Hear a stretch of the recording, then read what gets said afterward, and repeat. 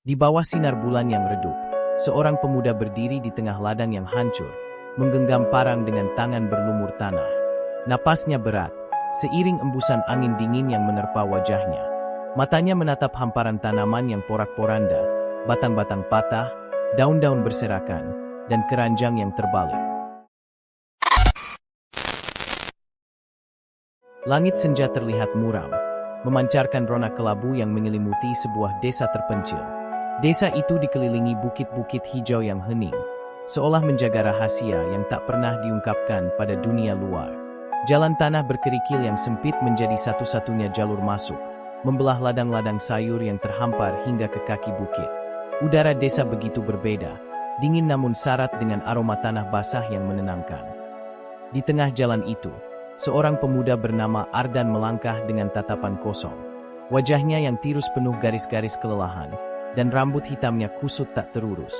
Di balik tubuh tegapnya, ada kemarahan yang tertahan, bergulat dengan rasa bersalah yang tak pernah ia akui. Kota tempat ia tinggal sebelumnya sudah menjadi kenangan buruk, terlalu banyak dosa yang membebani pikirannya.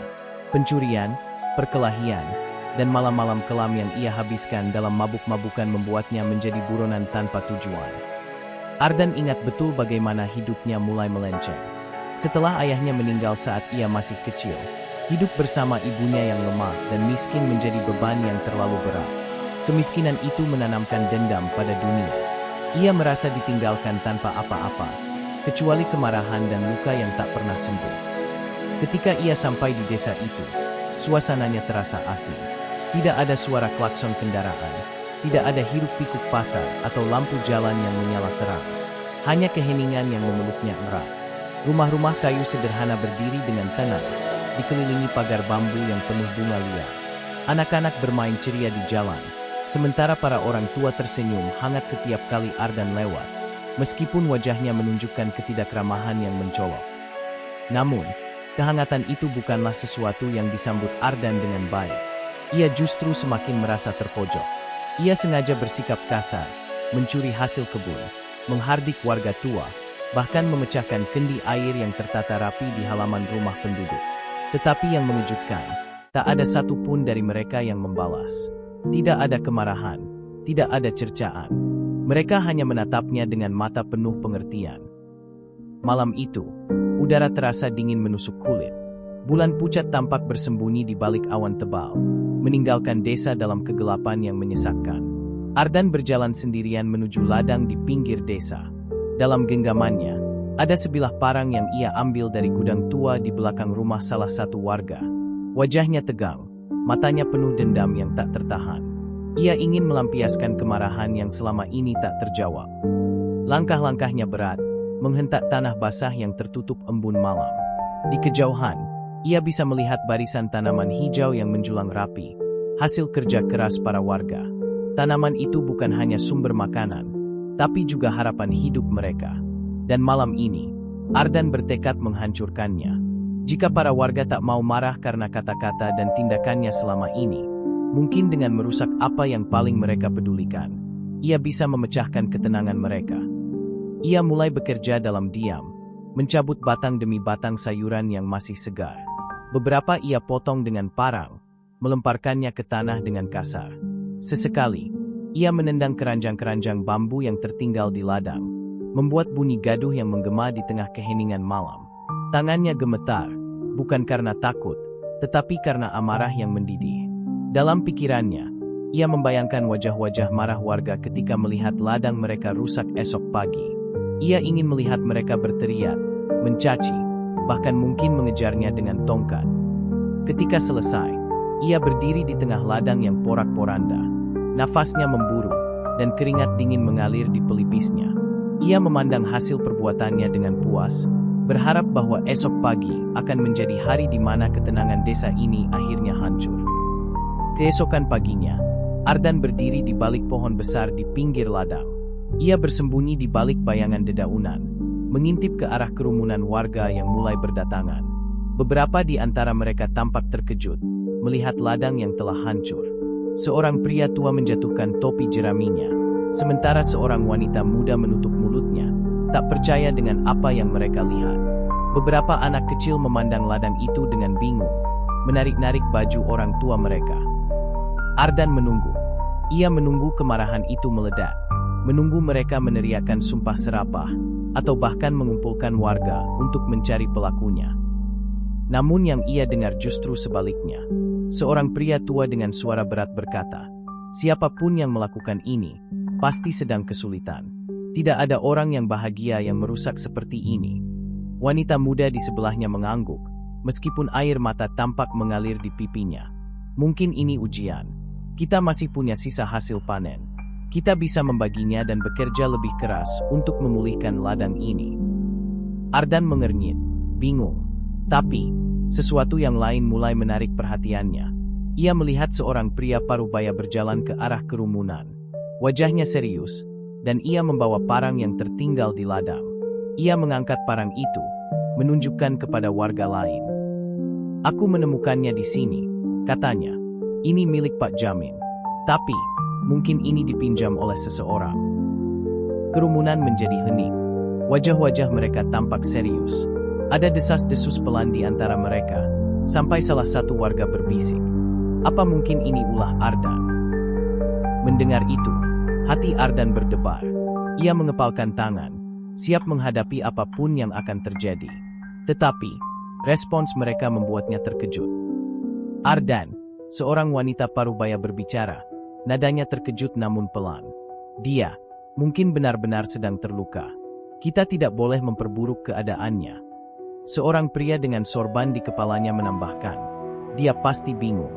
Kita tahu bagaimana latar belakangnya. Ayahnya orang baik, dan kita tidak ingin anaknya semakin tersesat. Mungkin ini cara dia meminta perhatian." "Tapi ladang kita hancur," ujar seorang wanita muda, suaranya meninggi. "Ladang bisa kita tanam kembali," jawab pria bersorban itu tenang. "Hati manusia jauh lebih sulit dipulihkan." Ardan terkejut. Dari balik pohon tempat ia bersembunyi, ia bisa mendengar semua yang mereka katakan. Ia melihat beberapa warga mulai bekerja memungut tanaman yang masih bisa diselamatkan. Ada sedikit gumaman gusar di antara mereka, tetapi itu cepat menghilang, tergantikan oleh kerja sama tanpa banyak bicara. Mereka mengumpulkan alat-alat, mengangkat sisa-sisa panen, dan kembali menanam bibit baru dengan tangan mereka sendiri. "Ladang ini memang penting," salah satu pria tua berkata kepada temannya. Suara mereka pelan tapi masih terdengar oleh Ardan. "Tapi jauh lebih penting kalau kita bisa menyentuh hatinya. Kita tidak tahu apa yang sedang dia lawan di dalam dirinya." Ardan merasakan dadanya sesak. Ia memalingkan wajah, berusaha mengendalikan emosinya. Untuk pertama kalinya, ia merasa seperti pengganggu di tempat yang penuh dengan kebaikan. Ia selalu berpikir bahwa dunia adalah tempat yang keras dan penuh kebencian, tetapi desa ini berbeda. Di sini, kebaikan tidak pernah dilawan dengan keburukan. Tidak ada yang menyerang balik, dan itu membuatnya semakin bingung. Di bawah pohon itu, dengan suara warga yang mulai menjauh, Ardan merasa hatinya mulai retak. Ia telah merusak sesuatu yang penting bagi mereka, tetapi mereka tidak pernah mencoba melawannya. Sebaliknya, mereka terus menunjukkan kebaikan yang seolah tak pernah habis. Ketika ia berjalan kembali ke pondoknya malam itu, untuk pertama kalinya ia merasa seperti orang kecil yang kalah, bukan oleh kekuatan fisik, tetapi oleh kekuatan kebaikan yang tak tergoyahkan. Hari-hari berlalu, dan rasa penasaran mulai menggerogoti pikiran Ardan. Suatu sore, ia duduk di tepi sungai yang mengalir jernih. Batu-batu besar di sepanjang aliran air memantulkan sinar matahari yang mulai tenggelam. Di tangannya, ia menggenggam sebuah batu kecil, melemparnya ke air, menciptakan riak-riak kecil. Saat itu, seorang gadis muda muncul dari arah hutan. Rambutnya panjang terurai, dan di tangannya ada sekeranjang buah segar. Senyum ramahnya menghiasi wajah yang tenang. "Boleh aku duduk di sini?" tanyanya lembut. Ardan mengangguk tanpa berkata apa-apa. Keheningan mengisi waktu mereka, hanya diiringi suara gemericik air sungai. Setelah beberapa saat, gadis itu mulai berbicara. "Kau tahu, dulu desa ini sangat berbeda. Kemiskinan merajalela, dan ladang-ladang sering gagal panen. Kami hampir kehilangan harapan. Ardan menoleh dengan alis terangkat, tertarik dengan ceritanya. Tapi 20 tahun yang lalu, segalanya berubah. Ada seorang pria yang datang, bukan orang kaya, tapi penuh semangat. Dia membangun sistem irigasi dengan tangannya sendiri, mengajari kami bertani dengan lebih baik, dan membagikan apa yang ia miliki. Gadis itu berhenti sejenak, menatap Ardan dengan mata yang penuh makna. Pria itu adalah ayahmu.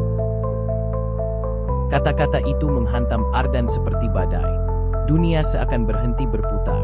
Selama ini, ia mengutuk ayahnya, menganggap kepergiannya sebagai awal dari semua penderitaannya. Namun kini, ia mendengar bahwa ayahnya adalah seorang pahlawan bagi desa ini. Ketika malam tiba, Ardan berjalan kembali ke desa dengan pikiran yang kacau. Semua yang ia yakini tentang ayahnya runtuh seketika. Ia mulai melihat desa itu dengan sudut pandang yang baru, pagar bambu, ladang hijau, dan senyum warga yang tulus. Semua itu adalah warisan ayahnya. Hari-hari berikutnya, Ardan mencoba memahami lebih banyak tentang ayahnya. Ia membantu warga di ladang, memperbaiki pagar, dan belajar bertani. Perlahan, ia merasakan sesuatu yang baru. Kedamaian yang tak pernah ia temukan sebelumnya. Di bawah sinar matahari pagi yang hangat, ia berdiri di tengah ladang, mengingat kata-kata gadis itu. Terkadang, warisan terbesar bukanlah harta, tetapi kebaikan yang kita tinggalkan. Ardan memutuskan untuk melanjutkan warisan itu, bukan sebagai penebusan dosa, tetapi sebagai cara untuk menghormati ayahnya, dan untuk menemukan dirinya sendiri. Teman-teman semua, kisah ini mengajarkan kita bahwa kebaikan tidak selalu mendapatkan balasan instan, tetapi dampaknya bisa bertahan lebih lama dari yang kita bayangkan. Ketulusan hati mampu menyentuh bahkan jiwa yang paling keras sekalipun. Dari cerita Ardan, kita belajar bahwa perubahan sejati dimulai dari keberanian untuk menghadapi diri sendiri dan mewariskan kebaikan kepada dunia. Terima kasih telah menyimak cerita ini hingga akhir. Saya sangat menghargai waktu yang telah Anda luangkan. Jangan ragu untuk berbagi kritik, saran, atau pendapat Anda di kolom komentar agar kita bisa terus belajar dan berkembang bersama. Sampai jumpa di cerita berikutnya.